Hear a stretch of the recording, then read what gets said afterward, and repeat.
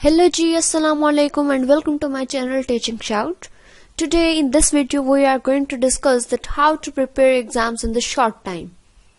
Sometimes इस तरह से होता है कि due to some reasons आप अपने exams के preparation नहीं कर सकते हैं और in the short period you have to prepare the whole syllabus in this short period of time, right?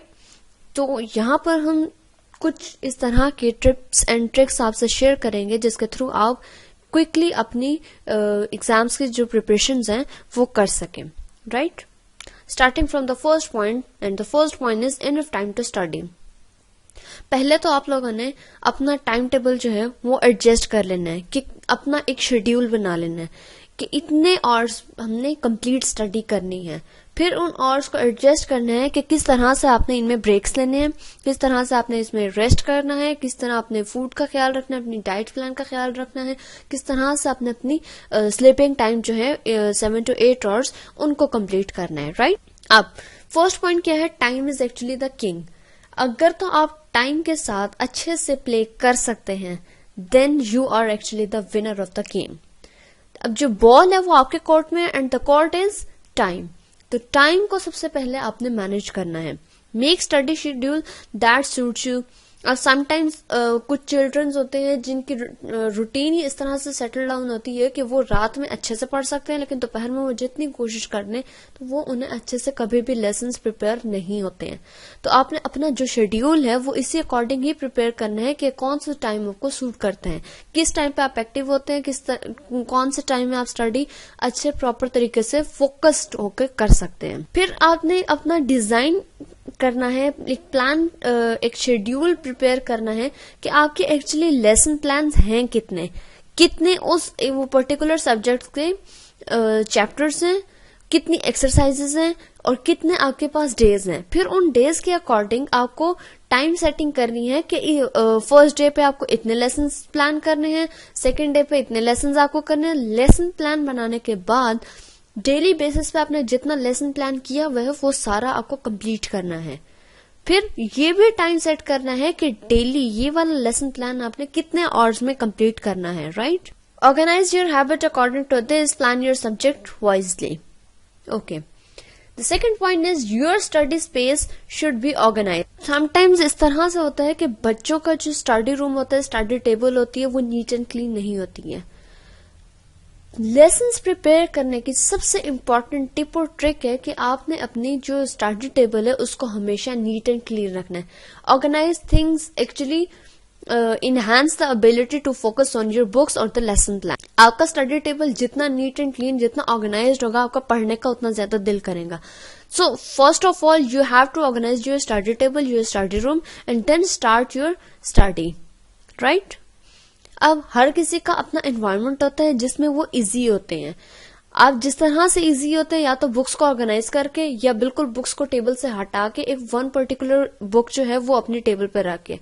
जितना ज्यादा मेस आपकी टेबल पर होगा, आपके स्टडी रूम में होगा, आप उतने ज्यादा फोकस्ड नहीं होंगे.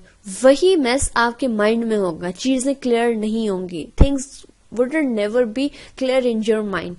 So first you have to clear your study table and then clear your mind, right? Using flowcharts and diagrams. During the study, one particular chapter have certain different sections, right? अब उन sections का आप अपने flowcharts बना सकते हैं कि पहला चैप्टर अगर हमारा एनवायरमेंट पे है तो एनवायरमेंट में हमारे अर्थ को डिफाइन किया जाता है, उसके बाद हमारे पोल्यूशन को, पॉपुलेशन को, ये 3 सेक्शन हो गए.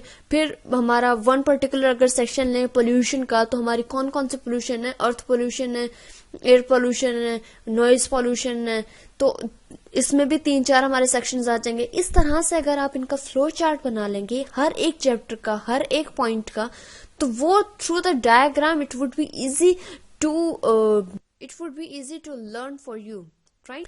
Practising old exams. हर सब्जेक्ट के हर पर्टिकुलर क्लासेस में, हर पर्टिकुलर स्टैंडर्ड में ओल्ड पेपर्स जरूर होते हैं, old books, old model papers होते हैं, ओल्ड एग्जाम्स होते हैं.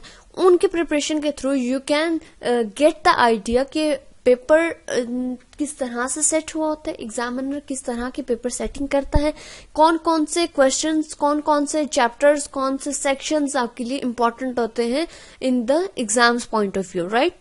So you have to practice old exam, but first priority should be your books. सबसे पहले अपने लेसन प्लान्स, अपने चैप्टर्स, अपनी एक्सरसाइजेस, अपने बुक्स, टेक्स्ट बुक्स, इन सबको कंप्लीट करना है. Then your focus should be on old exams, right? अगर आपके कॉन्सेप्ट्स क्लियर होंगे, आपके बुक्स के चैप्टर्स क्लियर होंगे, आपको सारे लेसन प्लान्स का आइडिया होगा, हर टॉपिक के आप पे अगर ग्रिप अच्छी होगी, उसके बाद ही आप ओल्ड एग्जाम्स को क्विकली रिव्यू करके भी उनसे आइडिया ले सकते हैं कि पेपर एक्चुअली सेट किस तरह से होता है और किस तरीके से आपको उसको अटेम्प्ट करना है, right? Organizing study groups with friends. अब समटाइम्स इस तरह से होता है कि बच्चे जो हैं वो स्टडी ग्रुप्स में अगर करते हैं तो उनको ज्यादा अच्छे लर्निंग वो कर सकते हैं, ज्यादा अच्छे कॉन्सेप्ट्स उनके क्लियर हो जाते हैं. But few students have the problem that in the group study they are not focused. Group study में कुछ बच्चे तो इजी होते हैं और कुछ कंफर्टेबल नहीं होते हैं, उनके कॉन्सेप्ट्स क्लियर नहीं होते हैं. But the good thing is अगर आप ग्रुप में उन चीजों को डिस्कस करते हैं, right, if you are doing a particular exercise in a group, then it would be easy to remember. You can get answers quickly. अब एक आप क्वेश्चन अटेम्प्ट करते जाएं तो बेहतर है, हो सकता है वो वाला क्वेश्चन पहले ऑलरेडी किसी ने अटेम्प्ट कर लिया हो और वो आपको हेल्प आउट कर सकें कि ये क्वेश्चन किस तरह से अटेम्प्ट करना है. तो अब आपके जो टास्क होते हैं वो जल्दी जल्दी फिनिश हो जाते हैं. Helps to finish task faster. Focus should be study. Major point जो है वो स्टडी ग्रुप्स का यही होना चाहिए, आपका फोकस हमेशा स्टडी पर होना चाहिए, not on the concepts, right?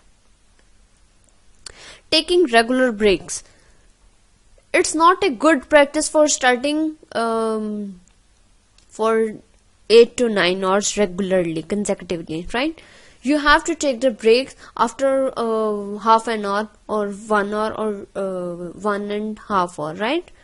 घंटे 1.5 घंटे बाद आपको एक आधा छोटा ब्रेक जरूर लेना चाहिए, जहां पे आप अपना ब्रेक ले सकें, अपने माइंड को फ्रेश कर सकें, right? And you have to plan that in the 1 hour you have to do this particular task.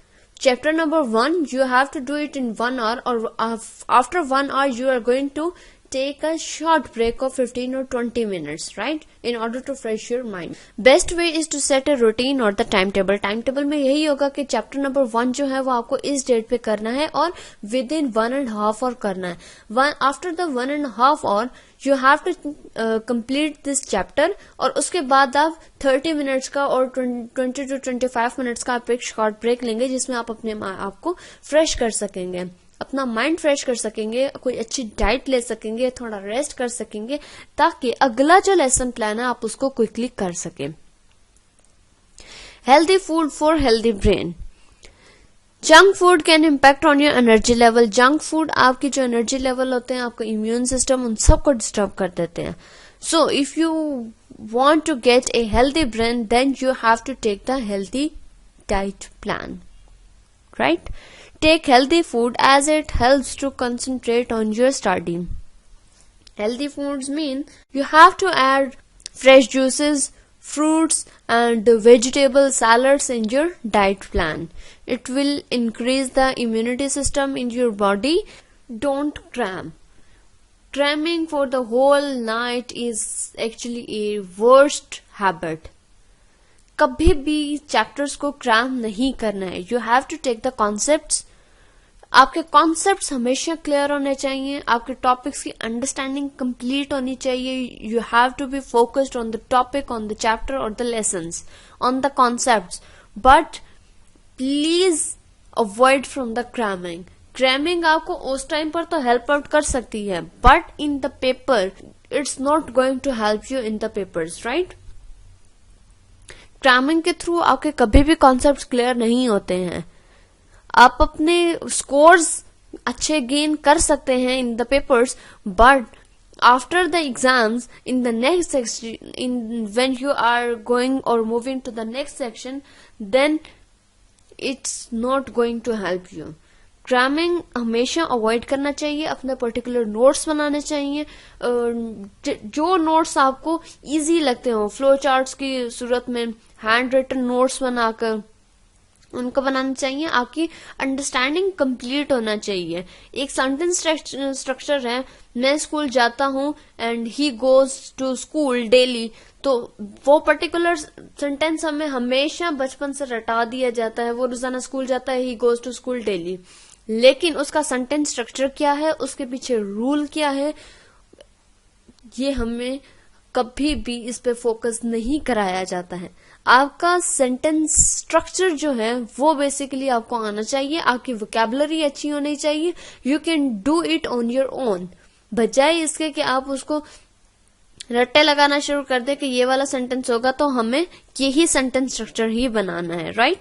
Review your notes, test yourself on the main topic, set your alarm. अब paper से एक रात पहले बच्चे पूरी book को दोबारा cramming कर रहे होते हैं, बजाय इसके कि आप उसको दोबारा से रट्टे लगाना शुरू कर दें। द गुड थिंग इज कि आप अपने साथ के साथ नोट्स बनाते जाया करें, ताकि पेपर से एक दिन पहले आप वो नोट्स लें, अपने फ्लो चार्ट्स लें, सिर्फ और सिर्फ टॉपिक को देखें और आपकी अंडरस्टैंडिंग होनी चाहिए कि पोल्यूशन क्या है, पॉपुलेशन क्या है, एनवायरनमेंट क्या है, क्या इनकी बेसिक डेफिनेशंस हैं, ताकि आप क्विकली उसको रिव्यू कर सकें, जल्दी अपने रूटीन के अकॉर्डिंग सो सकें। आपकी इनफ स्लीप होनी चाहिए ताकि सुबह फ्रेश उठकर आप अच्छे से पेपर अटेम्प्ट कर सकें, राइट?